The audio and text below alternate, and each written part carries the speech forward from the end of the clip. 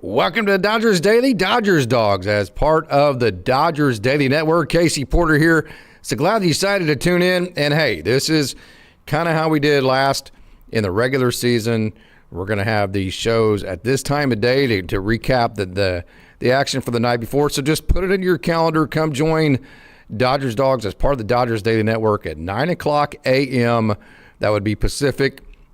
I'm going to do this on my lunch hour here and do those shows then. That way I don't have to wake up before work or you know, at night whenever the Dodgers are playing or whatever. So just mark this time down. This is when we're going to bring back in Coach Holt. We're going to bring back in Mark Watkins. We're going to bring back in Coach Barakoff, and we're going to figure out a way to incorporate Austin into a show each week at this time right here. Again, 9 o'clock Pacific is what time we're going to go on each and every day. So thank you so much for tuning in. Hopefully you enjoyed today's show. Want to also remind you today, I won't be by myself very often. Coach Barakoff's going to be Sunday nights. Wednesday and Friday are going to be Coach Holt. And then I think Thursday is going to be Coach Watkins. And then Monday I think is going to be Austin. I think Tuesday probably at this time. Austin's not available today, so that's why I'm on here instead of him. But Tuesday is going to look like maybe a solo show for me on Tuesday. So that would be your time to check in and come join the show. But today, by myself, click that link. Come on in. Craig, I actually come on in and join the show, and let's get your thoughts audio only, and let's talk some great Dodgers baseball. So I wanted to get all of that kind of housekeeping matters in order there and get that out there for everybody to know. Come join us, make this big every day at 9 o'clock in the morning. That way we can talk about the previous night's action. We'll have our Down on the Farm segments then, and we can go over anything and everything that you want to talk about. Stephen Richter, Craig Osterberg, Showtime, Honey Oats, thank you so much for joining, and glad you're here. And let's talk some Dodgers baseball. We already have a comment about Patrick Copen. Going to talk mostly about yesterday's action and kind of how it went down. It was a lot of fun. It was very busy for me. Oklahoma State had a big wrestling duel with Iowa, and then also Oklahoma State had a baseball game in Grand Canyon I was covering, a big weekend of softball as well. So, hey, well, actually, I don't have Patrick Copen up yet right there. Let me actually get this to the right screen. Okay, so here's Patrick Copen, and you know you're a prospect geek whenever you have Shohei Ohtani being interviewed, and I'm thinking the whole time, get Ohtani off the screen so I can watch Patrick Copen pitch, right? I'm like in the 1% of 1% that was wanting to see only Patrick Copen, right? So I kind of found that was funny. Last year, I think it was there was a picture of Ohtani, and there was some down level minor leaguer on there, and I'm like, man, get the minor leaguer on there, right? So I thought that was kind of funny. So what did you think about the Patrick Copen performance yesterday? I thought he was really electric. I think he brought what Dodgers fans maybe didn't quite know about him to the table. Big dude. He's absolutely filled out 99 miles an hour. This is a guy it's not if, it's a matter of when and how consistently he hits the 100-mile-an-hour mark. He gets down the mound very well, has good secondary stuff. And again, if you go back just to our conversation over the offseason, it's not one of those deals to where if, it's a matter of when. Patrick Copen starts executing. That slider right there that you saw, so he hung that one there. But the thing about a guy like Patrick Copen, as tall as he is, as big as he is, there's quite a bit of margin for error. I don't know if you're actually seeing that slider there. Let me go ahead and slide this over. I'm going to play as much of this spring training video as I can. Look at that slider in on the hands of Cronenworth. Fastball up in the zone. He's throwing sliders for get-me-overs. He's throwing sliders on the inner half to get underneath the swings. He's throwing fastballs to the top of the zone like that. He didn't quite get that one up as high as he wanted. And, hey, there is Michael Ciani. It was good to see Michael Ciani. And then also he's throwing cutters to the outer half to righties. So the cutter / slider in on lefties. There's a get-me-over cutter. Fastballs to the top of the zone. Tumbling changeups. 99 miles an hour for Patrick Copen. I thought he was very, very impressive. Showtime says, I thought Copen was great. Thought he'd get some more whiffs, but scoreless still. Yeah, And the thing about it is the sequencing and all of that. And two, also, you got to think, too, that spring training guys, they're not up there with necessarily situation in mind. They're trying to get their timing down. So there's much more of an execution focus in terms of just making contact and starting feeling the ball coming off the bat. The last thing you want to do, and to see that swing, well, you're not seeing it there, but as you back that up, let me actually put this back on the board and back it up so you can kind of see what I'm talking about. Right? Well, not right there, but this one right here. Watch this swing. So for Castellanos, that's a pretty good cut on a early fastball, but they're right there. See, that's pretty defensive, and so the reason why I say that is the last thing you want to do in your first, say, 20, 25 at-bats in spring training is swing and miss a lot and strike out and just not ever get into the flow of feeling the ball come off the barrel. So I do think there's a lot of approach offensively and feel to just kind of put the bat on the ball and get the timing down from that perspective. So I do think the swing and miss, I think the whiff will come from Patrick Copen, no doubt about it. And plus, I think also as a pitcher, you're also, if the goal as an offensive player, hey, right here, you can see that's middle of the plate. You want to kind of get into the groove of making contact, and then you can kind of get a little more aggressive as you go. The same thing is to be said to a pitcher. See these pitches you're seeing right here? They're getting a lot of the plate, even that one there, although it's up high. That's the middle of the plate. And so pitchers, the last thing they want to do, see there's one that's pretty much middle, a little bit up in the taller part of the zone. But another thing that pitchers don't want to do, they don't want to go out there and throw balls. They don't want to go out there and not be in the strike zone. So they're trying to be less fine, more middle of the plate oriented, which makes it more hittable. So I could see, and definitely scenarios with guys like Patrick Copen, who are power guys, that you would expect a lot of whiff. That's a great point. But I can also say reasons and processes why early on you're probably not going to get quite as much swing and miss. And I think you could definitely put that one into that category. So if you just, at some point, I won't, every time I talk about Patrick Copen, tell a story, but just in case for anybody who's just logging into Dodgers Dawgs as part of the Dodgers Daily Network, again, Patrick Copen's a guy that at the end of 2024 took a line drive off the eye, lost eyesight in his right eye, and then got the ball on opening day last year for the Great Lakes Loons, made his way up to Double-A Tulsa and did a really good job for them.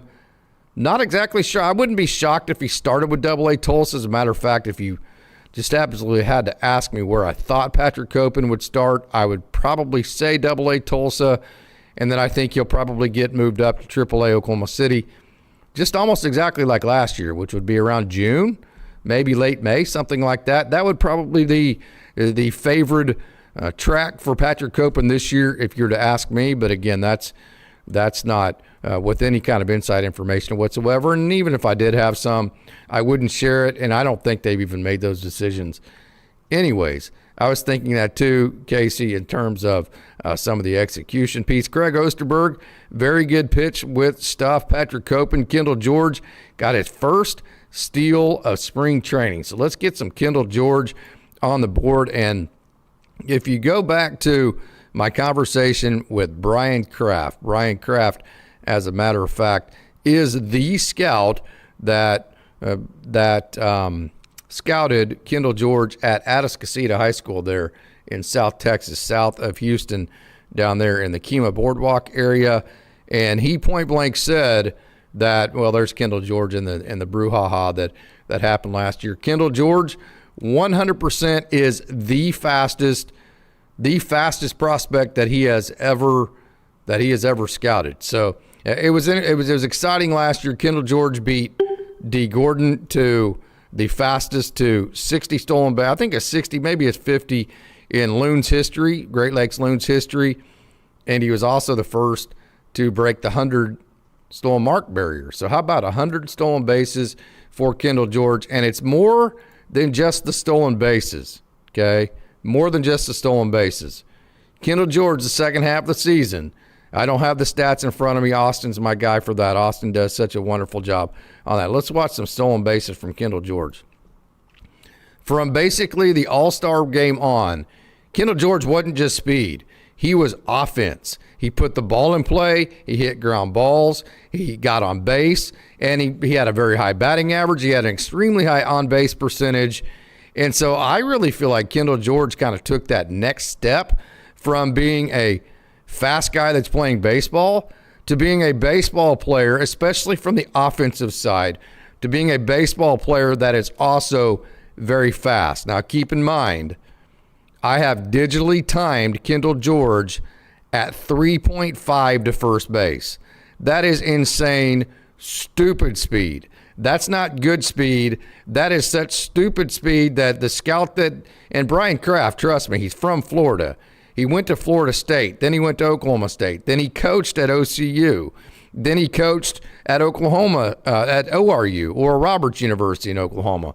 Then he became a scout. When Brian Kraft is telling you he is the fastest guy I've ever scouted, that means for a college dating all the way back to the early 2000s and or for a pro team, that when a scout like that says point blank, hands down, the of all time, when he's using the phrase of all time, that is a serious carrying tool. So Kendall George, no doubt about it. It was good to see him get his first stolen base last year. And I think kind of the Kendall George, there's what he's able to do. The Kendall George that I see is a guy that's really focused. You know, he's always been a guy that's had kind of a brash personality to him. He's enjoyed the limelight. He likes kind of putting on a production and a show. Kind of what I see right now is, hey, let's just kind of put our nose to the grindstone. Let's get there. Let's find the best version of Kendall George. And I'll say this too, just watching him in the outfield, I really feel like the routes in the outfield that, you know, a couple things early on in Kendall George's career is that, yeah, he was stealing a lot of bases when he was with the Quakes, but he was getting thrown out a lot too.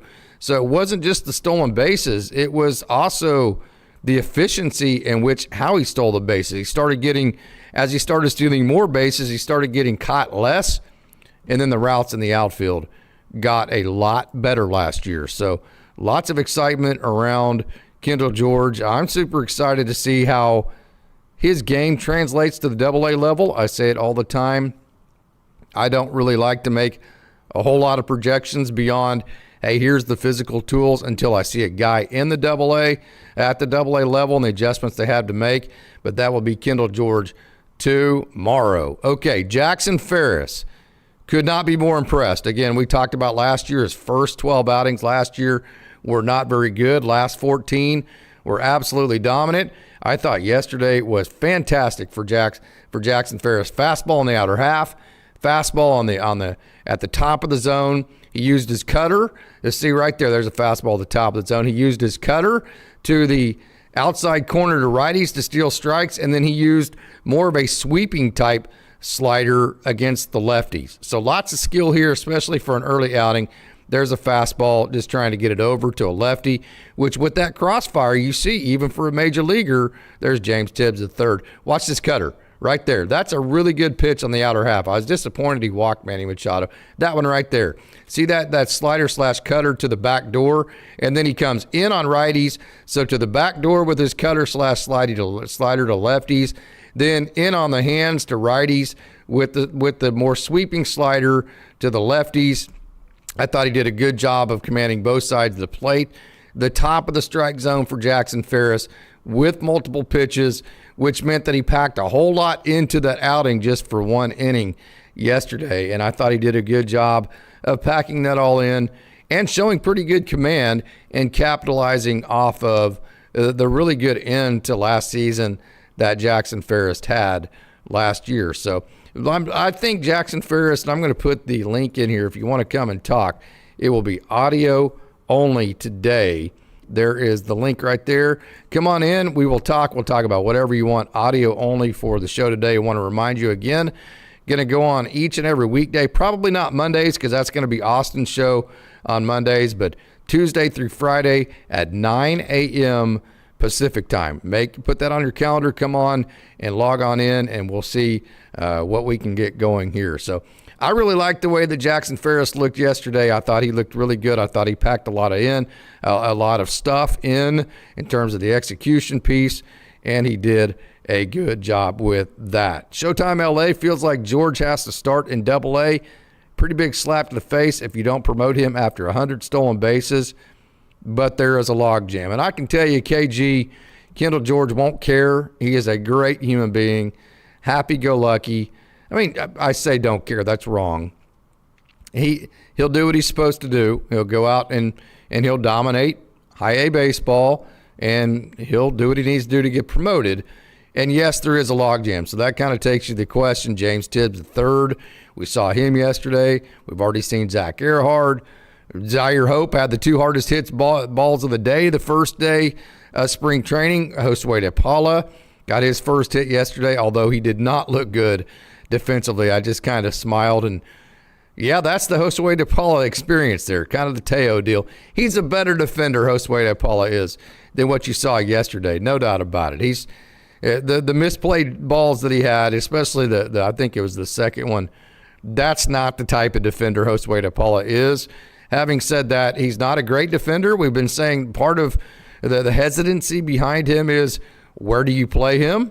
He's a corner outfielder, but is he going to hit enough home runs and be a quality enough defender? So if he is a below-average defender as a corner outfielder and then also doesn't hit a lot of home runs, what kind of value does that have? So you kind of saw a little bit of sneak peek of that, but I would like to defend him quite a bit and saying he is a much better outfielder than he showed yesterday.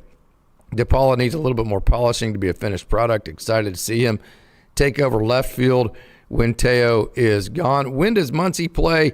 I think that's sometime this week. Tibs and Ehrhard have been very impressive. Yes, Zach Ehrhard, I love this young man. I just think he is an overall just really good player. And James Tibbs III came over in the Dustin May trade. And imagine getting Dustin May when – so here's what happened with the Dodgers yesterday in that deal. The Dodgers were going to lose Dustin May. Let's get some James Tibbs III on the board here. Let's watch him. The Dodgers were going to lose Dustin May. So the way it worked out, the Dodgers won the World Series anyways. So by moving Dustin May, they lost absolutely nothing because they won the World Series anyway. The only justification you could have had for keeping Dustin May was, well, maybe he advances the cause for winning a World Series this year, which would have been last year in 2025. Well, come to find out, the Dodgers won it anyways.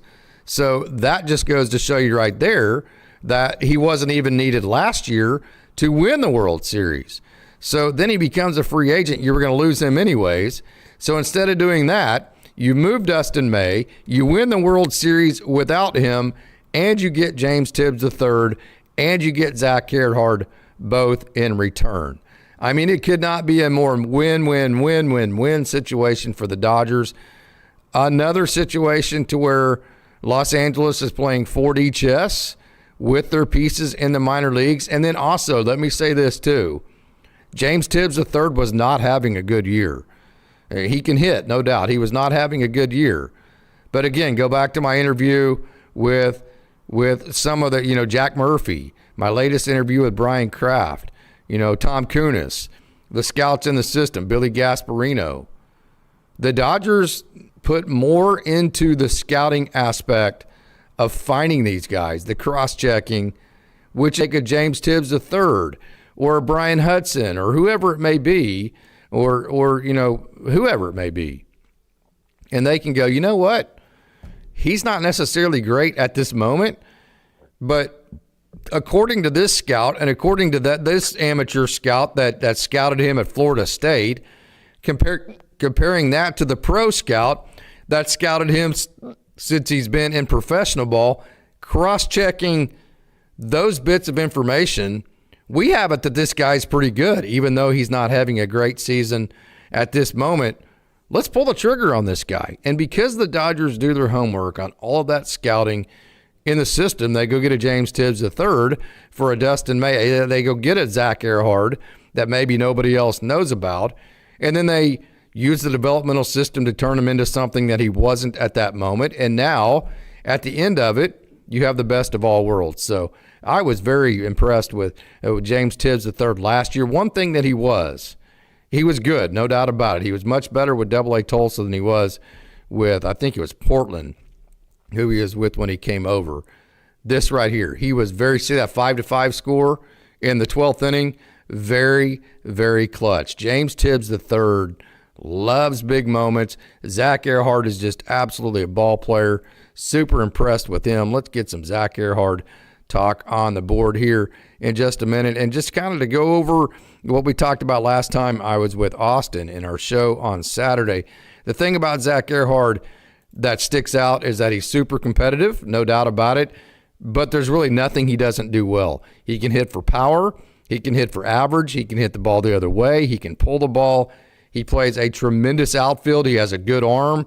He has all the culture pieces in terms of his mentality and off the field work.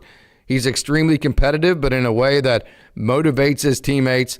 There is nothing to not like about Zach Ehrhard. So I was super excited about the job that he did. And I have until about 9. I have about 10 more minutes. I'm going to go on for about 30 minutes here for today's show. Wanted to get a quick show in and talk about yesterday's action. Show says Knack, Stone, Sasaki, Glasnow, Yamamoto, Whit, Diaz, and Scott expected to appear on Wednesday or Thursday via Katie Woo. That's going to be absolutely super exciting to watch. Hobbs and Hurt will pitch today. Super excited to see Carson Hobbs.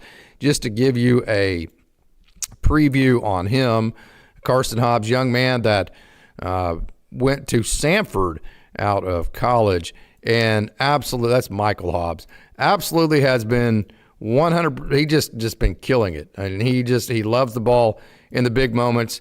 Big slider, that right there, that's a slider. That's a huge slider to pair off of a fastball that has reached 99 miles an hour. Now he's going to be 95, 96. Spring training first outing, I don't know what the exact velo will be, but as the summer goes on, Carson Hobbs will be in the 95, 96, 97 range. And then on a particular night, whenever he's feeling it, he will approach 100. It'll be interesting to see if Carson Hobbs hits that 100-mile-an-hour mark this year. So he's going to be 95, 96, 97, touching 99 to 100. Huge slider and an even bigger curveball. His curveball is absolutely huge. Loves it. Almost 3,000. He's got 2,600 RPMs on the fastball. I'm pretty sure close to 3,000 RPMs on his little cutter / slider right there. And there's that curveball. Huge curveball. So 3 big pitches, lots and lots and lots of competitive element to Carson Hobbs. That's what you're going to see coming up today. So super excited for him. Can't wait to see Kyle Hurt come back off of injury too. And then yesterday, a guy that I had warned you about in our previous show. We're going to get to Ronan Cop too, but I want to get to Germaine Rosario. How about Germaine Rosario and his outing yesterday?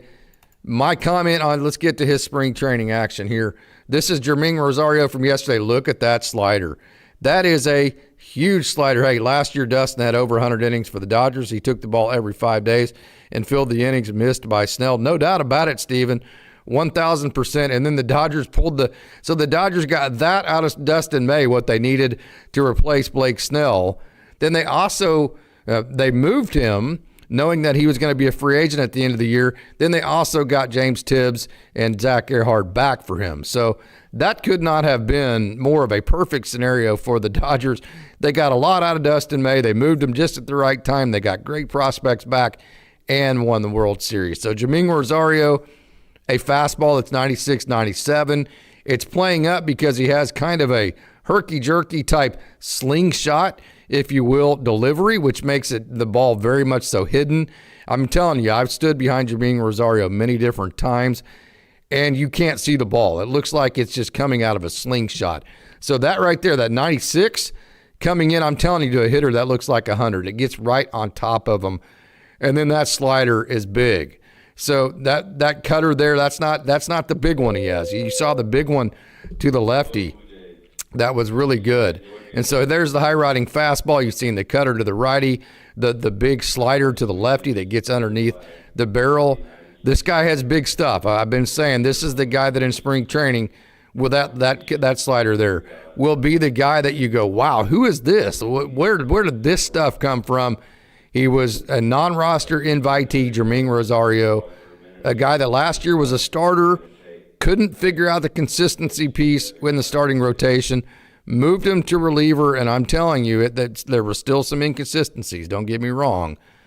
But there were stretches like 5-6 games in a row, that's a nice little cutter, where Germaine Rosario was a guy that you were like, wow, this guy is really figuring it out. So when the execution is there for Germaine Rosario, which it's getting better, there's no doubt. The execution is there for Germaine Rosario. His stuff is big. I'm super excited to see what 2026 has in store for him. I think we're going to get to see him in AAA Oklahoma City, if not at the beginning of the year to start with. I think fairly soon after the year begins. So looking forward to seeing Germaine Rosario face AAA hitters. And then this guy, Ronan Cop, I know I had a lot of comments on him. Big fastball, already 95. Like yesterday, big slider that shapes differently. It has different velocities on it. Noah Miller, nice play. Noah Miller, I really like him. So Ronan Cop was put on the 40-man roster to protect him from the Rule 5 draft. Big slider, 6'7", very tough delivery. Him and Germaine Rosario, very similar scenario. I thought it was interesting they pitched back-to-back because they are both guys with huge stuff that it's all about the execution. Would have been cool to see Sirota or Davalon in spring training. I think you'll see them eventually as spring training goes on, especially as some of the guys go to the World Baseball Classic. So Ronan Cop, this is a guy that I think it's anywhere from possible to, I think probably he will make his Major League debut this year. I can tell you, I have seen this guy's work process. He doesn't have time for anything other than doing what he's supposed to do. This guy is so laser focused. It's unbelievable the laser focus he has. He's so competitive. It pisses him off so much whenever he does not execute the way he wants, and he is super explosive. So I think I'm going to favor Ronan Cop to make his Major League debut, again, already on the 40-man roster, as long as he keeps executing, which he did when he got to Oklahoma City.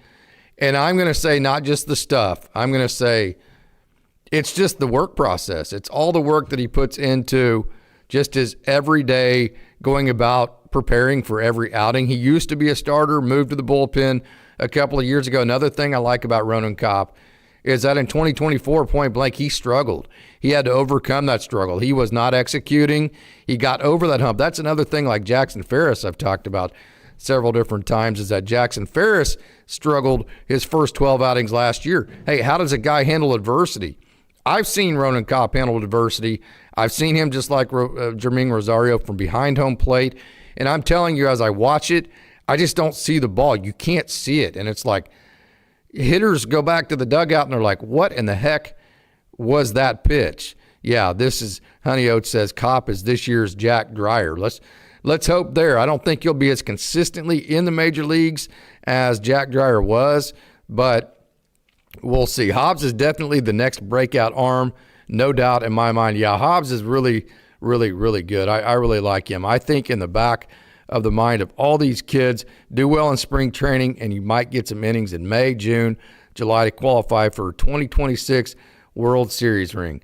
I agree. So I think that's a very good point to make there, and let's hope that absolutely happens 100%. So Jack Dreyer, I think he is going to probably make his Major League debut this year. We will have to wait and see. And then another guy I want to get to, hey, do not, whatever you do not sleep on this young man right here, okay? I'm going to put him up on the board, and we're going to go as long as YouTube lets me. This is Carlos Duran from yesterday. Carlos Duran, 6'7". You saw the huge slider from Carlos Duran. Just to back it up, he was a big deal back in the 2021 era, and then he had Tommy John, tried to make it back a couple different times. Couldn't quite get it done. Eventually got back in 2024. He's thrown a little over 100 innings in the last 2 years. Got traded last year for Esteury Ruiz. Made his Major League debut with the A's. In the offseason, he became a free agent. decided to come back to the Dodgers because he loves their developmental system. This is a guy that's not on the 40-man roster, but he is super talented. He is on the 40-man roster. Don't quote my last. I was wrong on that. So I would be shocked if Carlos Duran does not make his debut with the Dodgers this year. This is a guy that can hit 97, 98. He's going to be consistently 93 to 95, something like that. Not great extension. It's kind of bruised our Gratterall-ish. But because he doesn't have just tremendous extension, that actually adds depth to his slider. And his slider is absolutely awesome. And so Carlos Duran's always been a big deal. He's over the Tommy John stuff. He's made his major league debut. I think Carlos Duran is one that will make his debut with the Dodgers this year. And I think with Germaine Rosario, I think he's a guy that Dodgers fans are going to go, wow, who in the world is this? This guy's really good, because whenever he's on, he's executing, which he's typically speaking an execution-focused type of guy. He can be very impressive with that slider, and you talk about impressive. Chris Campos.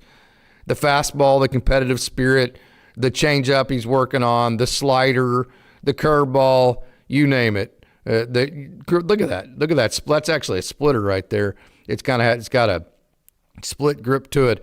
This is a guy that's very chill off the field. He's got that California cool. He's a Southern California, another big curveball. There's another one. See how he's able to manipulate it? He's throwing one for a strike. He's throwing another one. See, that's the strike right there. He'll throw another one that's meant to get swing and miss. So he knows how to shape his pitches based on the count. And I'm telling you, this guy's competitive. He was a shortstop in college for St. Mary's, so he's super athletic, and he is very motivated, kind of like Gavin Stone. He's been told his entire life that he's too small, and that motivates him. Matter of fact, in high school, his high school coaches told him he was too small even to get a Division I scholarship, so he actually transferred high schools. He's like, I'm not playing for a coach that doesn't believe in me, right? So he moved and went to a different high school and has been proving people wrong ever since. The sequencing, the good ride on the fastball, the location of the fastball, the way he plays his slider and breaking pitch, which has a splitter action to it, and change up off of all of that. Super impressive. The competitive spirit, just absolutely. I just never miss a chance to talk about Chris Campos and how much I like him. And as a matter of fact, he was one of the very first young men that whenever I had a chance to talk to Rick Honeycutt, that Rick Honeycutt mentioned in our conversation, if you go back to that. Bloodline, Jeff, tough day for the unemployed. I'm not exactly sure what that is. Yeah, so that's going to do it for me today. That's all the time I got. I just had time for a quick show here. I know it's not like our hour and a half long shows. Tidy that thing on up. Wanted to talk about yesterday's game. Another game today at noon Pacific time. We'll be on tomorrow to talk about that game. But until then, I want to thank everybody for tuning in. And as always, remind you, it's a great day to be a Dodger.